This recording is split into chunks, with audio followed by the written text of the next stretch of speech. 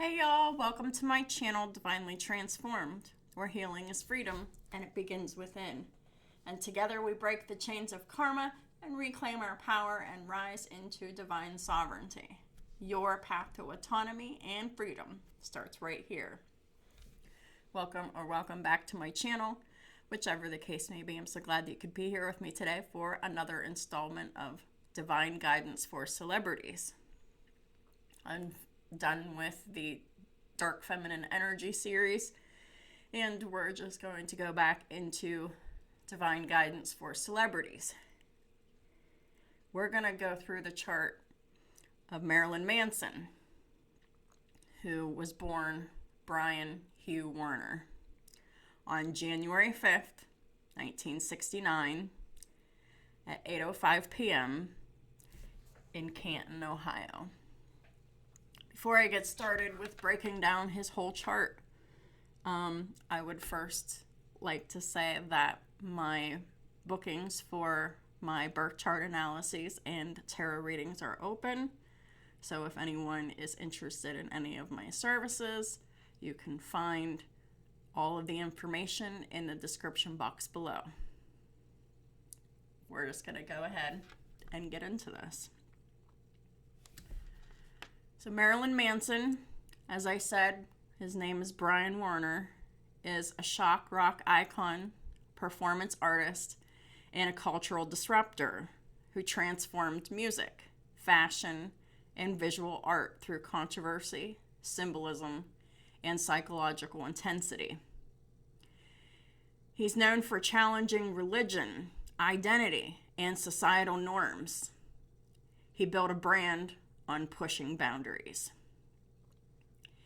He remains controversial not only for his artistic expression, but also for allegations, power dynamics, and behavioral patterns, many of which mirror the shadow aspects of his chart: control, illusion, and intensity without full integration. I'm going to go through each house, starting with the first house, and break down every placement that is within each house. The first house, it's all about his identity and persona. He has a Leo rising. It's also called the Ascendant. The Ascendant is the outward personality, the first impression. It's how he shows up in the world. Leo rising is the performer, the icon, and the spectacle. When Leo rising is unhealed, it's ego-driven intensity, and there's a performative mask. When the Leo rising is healed, it's creative leadership and an undeniable presence. In his second house, he has a major Libra stellium. He's got Jupiter, Uranus, Pluto, and his south node in his second house. Second house is the house of self-worth, money, and values. So he's like I said, he's got a major stellium in here, and what that means is that there's 3 or more planets in one house, which is actually overdeveloped energy.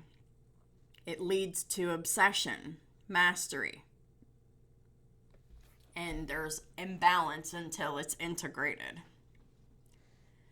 Jupiter in Libra. Jupiter is about expansion, excess, and belief system. He expands influence through his relationships and aesthetics. The shadow side of Jupiter in Libra is someone who is validation seeking and overindulgence in his image. And the gift of Jupiter in Libra is social magnetism and influence. Well, that definitely tracks. He has Uranus in Libra, and Uranus is the planet of disruption, the unexpected, and rebellion. And it's unconventional values and relationships when it's in the second house.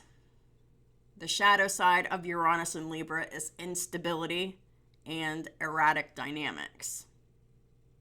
That tracks. The gift of Uranus and Libra is a revolutionary aesthetic and perspective. He's definitely transformed, like, performance art, fashion, and that's all things that are about aesthetics. His South Node's in Libra, which that's his karmic past. And the South Node is about his comfort zone, which is he finds his identity through others, or he defines his identity through others. The shadow side of the South Node in Libra is dependency and an image-based worth. The lesson for him is to move towards his Aries independence, because Aries is his North Node with his South Node in Libra, and we will go over that Aries North Node later. The third house, it's about the house of communication and learning. He has his Mars in Scorpio in the third house. And Mars is the planet of action, aggression, and drive. When his Mars is in Scorpio in the third house, his words are strategic, intense, and penetrating. When it's unhealed, it's manipulative communication and psychological dominance. In its healed version, it's someone who is a fearless truth teller and someone who has a powerful voice. Well, that definitely tracks. The fourth house, he's got a little stellium in here. He's got his, he doesn't have a stellium. He's got his Scorpio Imum Coeli. He's got Neptune in Scorpio and Pallas in Scorpio. Imum Coeli, the IC, is his emotional foundation. It's always in the fourth house. The planet of Neptune is about illusion and escapism, and Pallas is about strategy and pattern recognition. Marilyn Manson is very deep, complex, and he has possibly chaotic emotional roots. I think it's probably more than possibly. Early in his career, he was extremely chaotic, emotionally and performatively. No shame. It's just how it is. As Neptune is in Scorpio in the fourth house, it's about blurred emotional boundaries. The shadow side of Neptune in Scorpio is he has a tendency to be secretive. He thrives on distortion of his image and his perspective, as well as escapism. The gift of Neptune in Scorpio, whenever it's integrated, becomes emotional depth and intuitive insight. His Pallas is in Sagittarius, which means he's a strategic thinker around belief systems and truth. Well, that definitely tracks too. His fifth house, he has a Capricorn stellium in here, where his Sun, Ceres, Juno, and Vertex is in the fifth house. And the fifth house is all about creativity, expression, and performance. So this is a second stellium. His Sun in Capricorn in the fifth house, which is his core identity. His identity is built through discipline and control. The shadow side of the sun in Capricorn in the 5th house is someone who is like calculates their persona. Like persona first before the person. And the gift of sun in Capricorn in the 5th house is someone who is a legacy builder. He's definitely built a legacy. His Ceres is in Capricorn, which just means that's his nurturing style. How he shows care is through structure and control. The shadow side of Ceres in Capricorn is conditional nurturing. So nurturing based on conditions. These conditions must be met before he nurtures something or someone. The gift of Ceres in Capricorn is stability and guidance. So he's definitely got the potential to nurture through stability and guidance. His Juno is in Sagittarius, and Juno is an asteroid, and it just represents commitment. He seeks truth and expansion in love. The shadow side of Juno in Sagittarius is inconsistency. And the gift of Juno in Sag is growth-centered partnerships. So both people need to be focused on growing, him and his partner, in order for his partnerships to thrive. His vertex is in Capricorn, and vertex is basically just fated experiences. And his destiny is tied to career, power, and legacy. And that all definitely tracks. In his 6th house, he has Mercury in Aquarius and his part of fortune in Capricorn. Mercury is the planet of thinking and communication. And the 6th house is the house of work and routine. His Mercury is in Aquarius, which means that he is an innovative and unconventional thinker. For sure. The shadow side of Mercury in Aquarius is someone who is detached and erratic. When it's integrated, the gift of Mercury in Aquarius is someone who has a visionary intellect. Part of fortune in Capricorn is success through discipline and structure.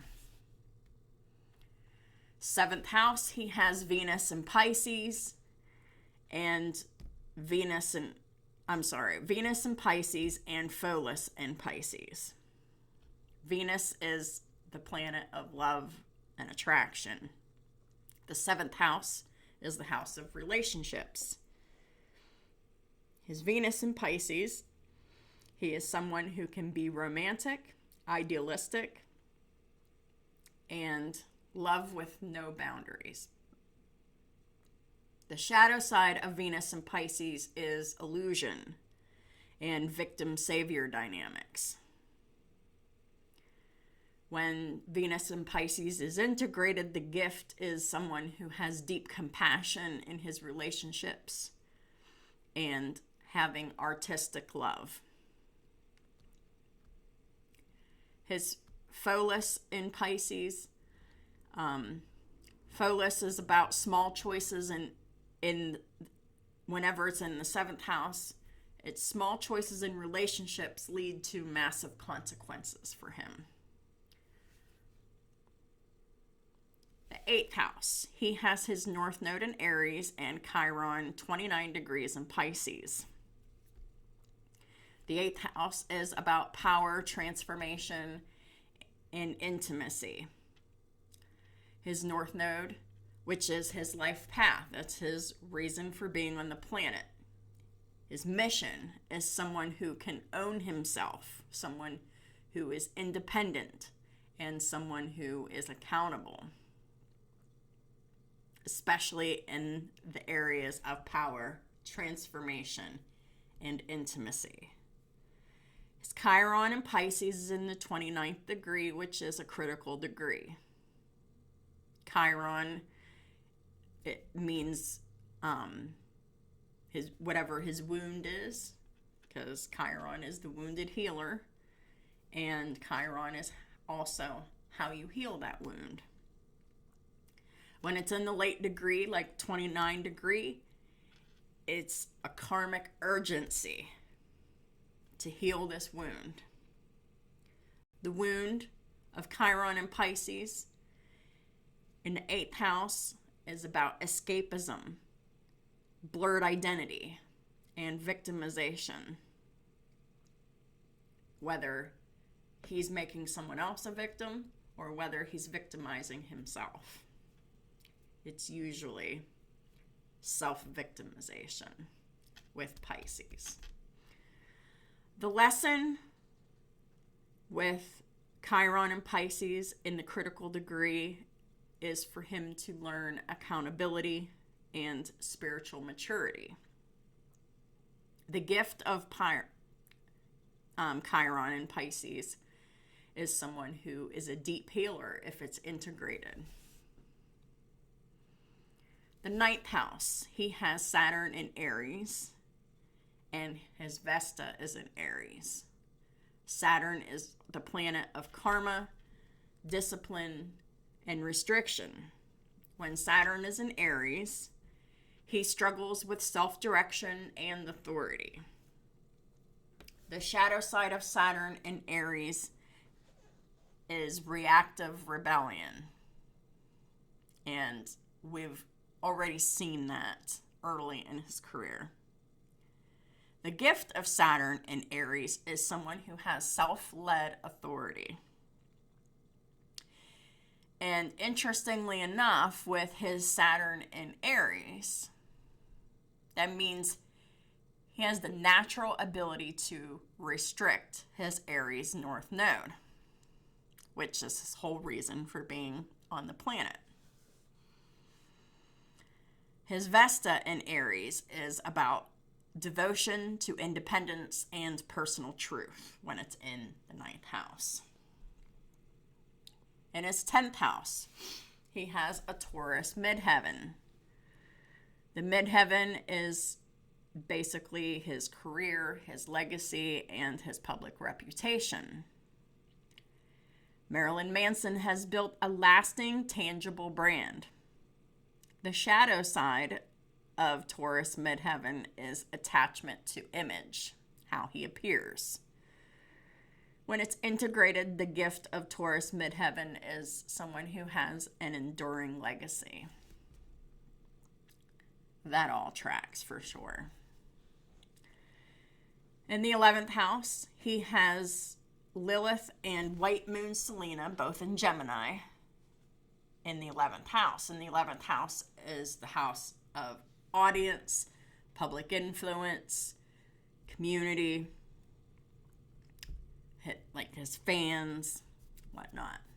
His Lilith is in Gemini here. There's controversy through his words and ideas. Oh, that's for sure.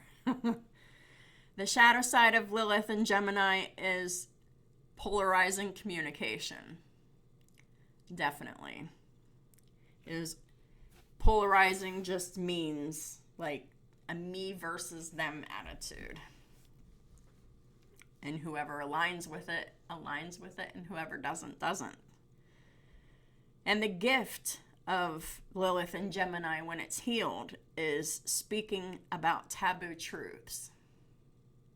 His White Moon Selena is in Gemini, and it's about protection and favor in public spaces. His 12th house, his moon is in Leo in the 12th house. The moon is about his emotions. The 12th house is the hidden and the subconscious. Marilyn Manson has an emotional need for recognition, but it's hidden. When the moon is in Leo in the 12th house, when it's unhealed, it represents loneliness and suppressed emotions. And when it's healed, he'll have private emotional strength. Late degree placements. He's got that Chiron 29 degree Pisces. We've already talked about it. It's basically a final karmic test, illusion versus accountability. And Neptune at 27 degrees in Scorpio, there's a deep emotional illusion that is tied to power. So, is he in alignment with his North Node? Not fully. Here's why. He's built influence, visibility, and legacy, which that was part of why he's here. But he is still tied to control dynamics, very much still in his Libra South Node. He's still tied to escapism patterns, that Pisces Chiron. And he's still tied to power without full accountability. He still needs to learn full accountability without making himself out to be a victim. What still needs to occur? Radical self-ownership, which is that Aries North Node. And remember when I said that Saturn restricts that? Yeah. And because he's unaware, or seems like he's unaware of that, he still really needs to take that radical self-ownership, that full accountability for his words, his actions, and his influence that he has on people in general. What else still needs to occur is accountability for the impact that he has on people. And he also needs to integrate his shadow instead of projecting his shadow. So, Marilyn Manson's birth chart is engineered intensity. The Capricorn stellium, he built the empire. The Libra stellium, he used relationships and image as currency. And Scorpio and Pisces, there's blurred reality, power, and illusion there. Marilyn Manson was meant to disrupt, expose, and transform, which he's done all of that. But he still needs to learn the real lesson, which is you don't just expose the darkness. You also have to take responsibility for how you use it. He's mastered influence, but he's still learning accountability. What do y'all think about that? I think that is right on the money. Absolutely, for sure. And it explains a lot. Of his career choices and the things that he has said and the things that he has done. So, the divine guidance here is for him to lean into accountability and radical self-ownership. Take accountability and responsibility for his actions, especially within relationships. And then he will be in his Aries North Node. But then it's about adopting a different way of being, because it's not just about hitting that North Node, but it's also about learning to be able to stay in that North Node and live out that North Node. So, the divine guidance is exactly that. For Marilyn Manson to really do what he was born to do in its complete entirety. So that is what I have for y'all. If this resonated with you, if you liked it, if you learned something from it, or if you were just entertained, hit that like button for me, please. It really helps my channel to grow, and I really appreciate it. If you'd like to drop a comment, I'd love to hear from you. And if you haven't already subscribed, please do. Thank y'all for supporting me in all my platforms and all the ways that y'all do. And I'll talk to y'all soon.